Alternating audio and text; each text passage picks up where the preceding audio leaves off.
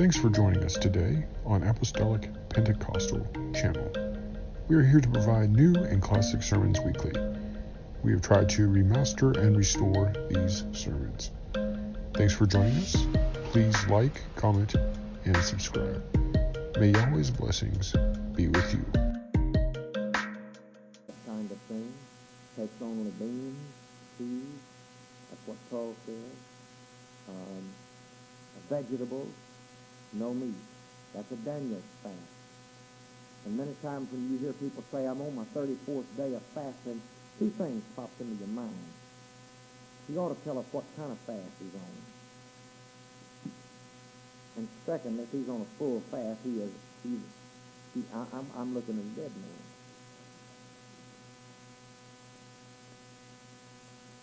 I've heard people say they fasted 39 days. They don't want to fast 40 days to be like the Lord. They just want to fast 39, just short of 40. Hey, nobody fasts 40 days or 39 days on a full fast. But how long can a man go on a Daniel's fast?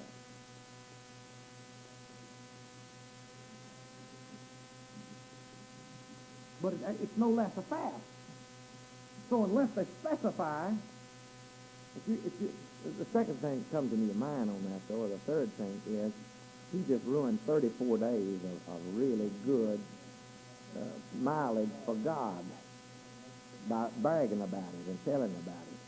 If you're going to fast, don't get up in front of somebody. You just ruined it. You have your reward. When everybody says, you have your reward right there. For people to notice you and talk about you and think well of you and how great you are and how wonderful and how spiritual you are, that's all the reward you're going to get.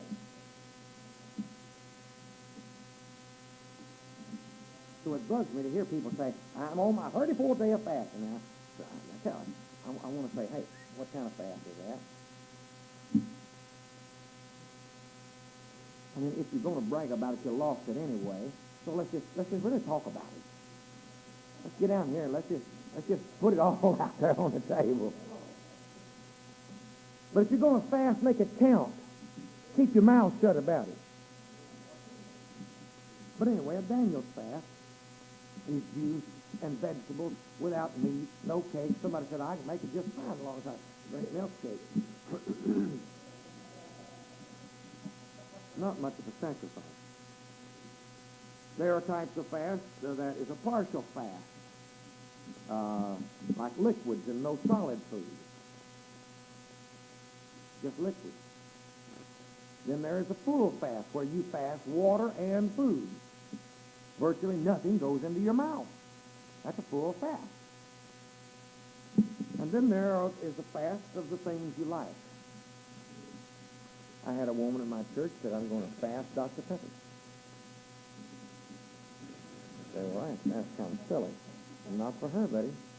That was like for some of you saying, I'm going to fast meat or fish, chicken, and steak for the next 6 months. I mean, for her, Dr. Pepper it was a big thing with her. She ran around with a Dr. Pepper in her hand at all times. She needed, first of all, to break that habit. And she said, I'm going to fast Dr. Pepper, so she never went back home, see? So it was making a commitment for her. It wasn't a full fast, but it was a commitment for her. So I think we can fast some things that we don't want to control us. Paul said he would not come under the power of any. We don't need to be under the power of any or in subjection to anything or have a habit made out of anything. I've pastored people that were hooked on coke.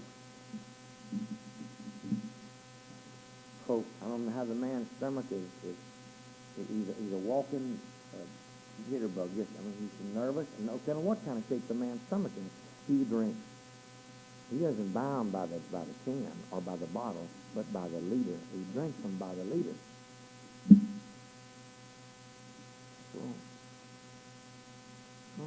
The man, he just got ahead of it. It's like being addicted to Valium or drugs or over-the-counter or prescription drugs and that's a lead into a lot of other things. It's a step in the wrong direction. I'm not here to set myself up as a judge. A man's going to go to hell or not, but I'm saying he's going in the wrong direction. And he ought to break that bondage. Nobody needs to be in bondage to Coca-Cola. God may call you to outer Mongolia where they only drink Dr. Pepper or something. I don't know what they drink over there.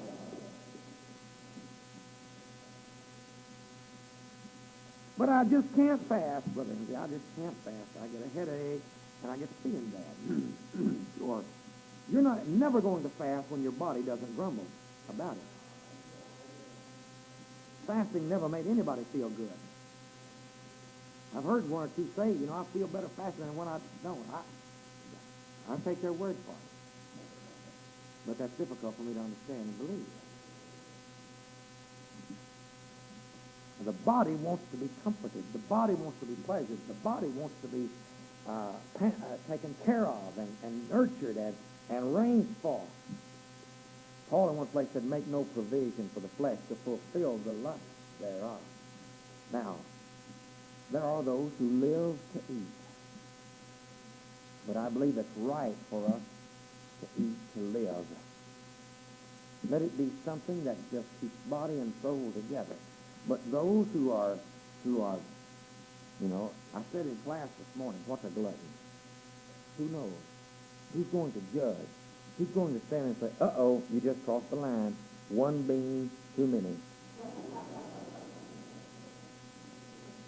Nobody wants to sit in that kind of judgment. But surely, because the Bible speaks of it, surely we have gluttons. Surely we have gluttons among us. And you can't always look around and see them either. There are some people who are heavy. Brother Abram, see what the gentleman wants out there. Thank you.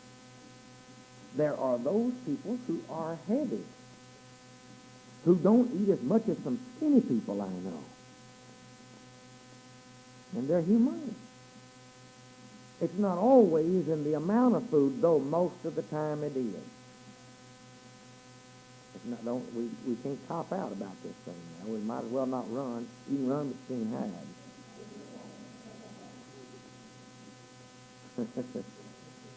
So, there are some physical problems, but gluttony is among us.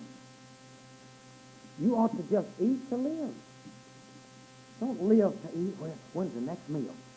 Some people don't get the plate cleaned out good, and when's supper, or when's dinner, when's the next place, or when do we stop next, or when can we do this, or when do we eat next? Huh? Have you seen people like that?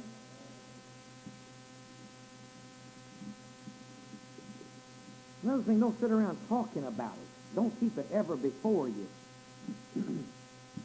Don't talk about it in the dorm. Don't talk about it on the campus. Don't talk about it in the class. Forget it. We're just fasting. Okay? Now, you can't fast, but one day, nobody's going to make fun of you. If you can fast 3 days, that's good. If you can fast 2 days, do it. If you cannot fast but 1 day, do it. We may make this something that we do once or twice a year from now on. I don't know. We're not going to make it every month. But you ought to have a quarterly prayer and fast in in your church. If you're a pastor, I encourage every pastor to have that quarterly. And when we first started having it, some of our people couldn't do it. Man, no way.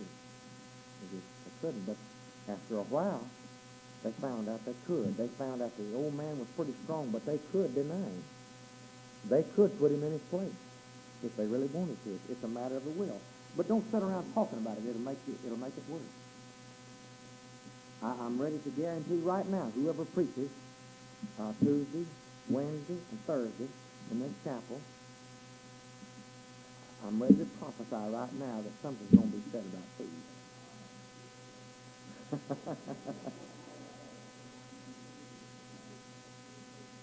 We always did our 3-day fast on Tuesday, Wednesday, and Thursday, and invariably it would come out in my message on Wednesday night. Just not planned it, and that wasn't in my notes, but something about it, a mention of food or a thing, and everybody. You You're gonna talk about it. So I know it'll slip out in conversation. We're not going to condemn you for that. But, hey, don't talk about it. Just let it alone. Just let it alone. Wash your face. Continue your routine. Don't appear to fast. Oh, Lord, one mercy or not. You can't make it eat. Okay? Don't go around grumbling to everybody else about it. Jesus said, wash your face. Look, don't appear to men to fast. If you're going to fast, just do it. Do it as unto God. Something between you and the Lord. It's not something that the school's going to make you do. That we're going to serve soup every evening in the kitchen down there. Except Monday and Tuesday and Wednesday we'll have soup in the kitchen and lunches. Your lunches. If you order a lunch and say, I got to have a lunch, I'm just no way. So you order your lunch is going to be prepared just like it is every day. If this is not a mandatory thing necessarily, but we encourage you. If you can't fast, if you never fasted, and you can't fast, this is a good time to start. I wouldn't ask for a show of hands of those who have ever fasted. I guarantee you there are those in this building today who have not fasted. Many of you who hadn't fasted more than a day. And there would be many hands who have not ever fasted 3 days. Married, encourage your wife to fast with you. Encourage your wife to join you in these 3 days of seeking God, round-the-clock prayer, and fasting. So through fasting, we put our flesh in subjection. Through fasting, we learn to give preference to the Spirit. We make the flesh learn to mind rather than our minding the flesh. In fasting, we draw nearer to God. We put God first. Let's stand together. Please like, comment, and subscribe.